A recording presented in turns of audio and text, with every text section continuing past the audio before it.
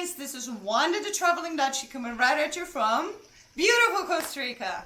And in today's video, I would like to discuss some don'ts when moving to Costa Rica. I want to give you some tips of what not to do. If you're new to my channel, I'm a Dutch expat. I've been living in Costa Rica for almost 17 years now. And with my channel, I like to help anybody looking to move to Costa Rica or travel to Costa Rica or would like to travel and work online. Be sure to subscribe to my channel. Make sure you hit that little bell icon so you receive a notification every time I upload a new video. Let's get into it, shall we? Don't number 1. Don't believe that in Costa Rica laws aren't as strictly enforced as in, for example, the United States or Europe. I don't know why, but a lot of expats seems to think that maybe because it's a developing country that the law isn't as strict here. I'm not sure. I just want to give you the advice to not do anything illegal here. Don't do anything you wouldn't do at home either. There are some expats that get themselves in trouble, like, I don't know, drug related wise, business wise, shady things going on. Just don't do it. Also, don't bribe law enforcement here. That is not a good idea. Don't number 2, don't jump into a relationship the moment you get here. And this is especially for the men out there. I understand that chicas are gorgeous, absolutely gorgeous, but I've seen it happen so often. They immediately jump into something really serious, a serious relationship, and my advice is to get to know the culture first. There's some cultural differences when it comes to a relationship. So save yourself or the other person a lot of heartbreak and miscommunication and figure out this culture before you jump into something heavy and serious. I actually made a video about dating in Costa Rica. I'll link that one right here, or just, watch until the end of the video and I'll link it there as well. Don't number 3, don't assume it never rains in Costa Rica. A lot of expats seems to think that it's always summer here.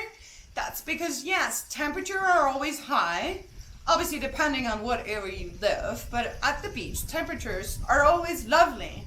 But of course, you are moving to the tropics, so there is going to be rain. And actually, the rain can be really bad in certain areas. Like in the rainy season, the South Pacific especially, in September and October gets so much rain that if the rain bothers you, you shouldn't live there.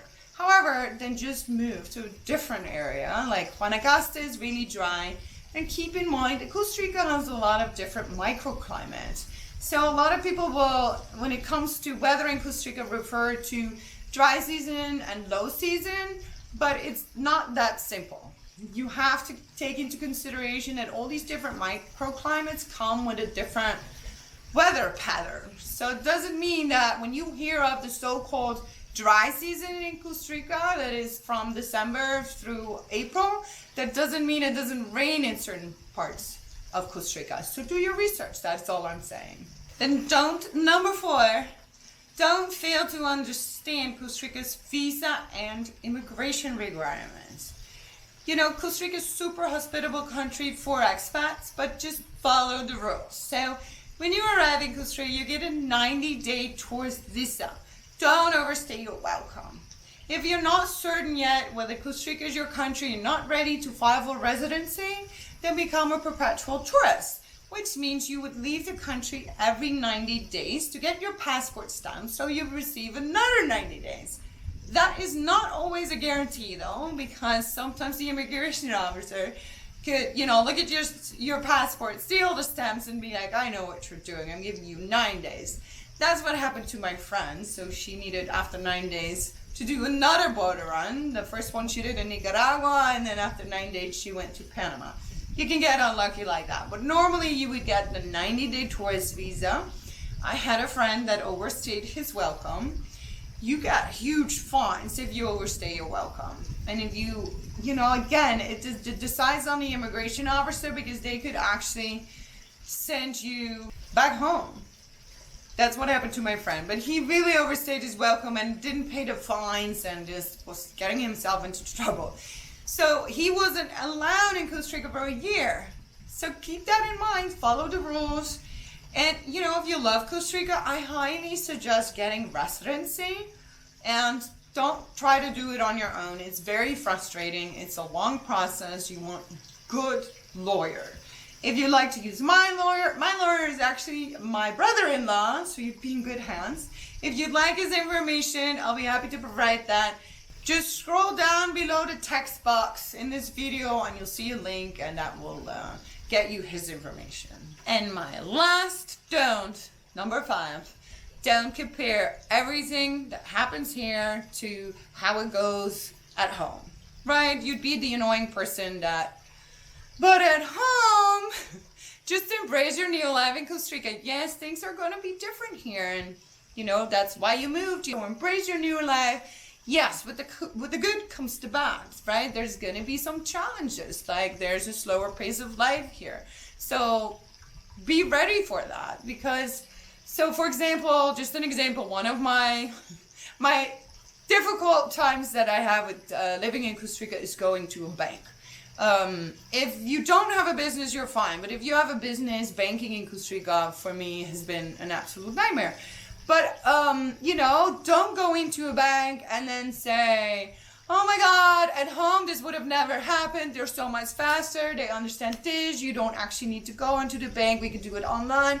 All that stuff creates negativity. And trust me, nobody wants to hear you complain about your Costa Rica expat life. Negativity creates more negativity. So just understand things are different here. Try to be patient, try to be understanding, try to be respectful to your host country, right? You're a visitor. Yes, things are different. Try to embrace them and try to stay patient when it gets hard. I've been here for 17 years. Obviously, I love it. Obviously, I struggle sometimes. Obviously, there are downsides of living in Costa Rica. I actually made a video about the downsides of living in Costa Rica, which you can find here or at the end of this video. So be sure to check them out before you move and see if you could deal with the downsides of living in Costa Rica. Take in mind they're my downsides. Obviously, it's different for everybody. Alright guys, these were my don'ts moving to Costa Rica. If you got any value from this video, you know, it would really help me out if you give me a thumbs up and subscribe and tick the little bell icon, all that good stuff. I want to thank you for watching, and I hope to see you in the next video. Ciao from Costa Rica, pura vida!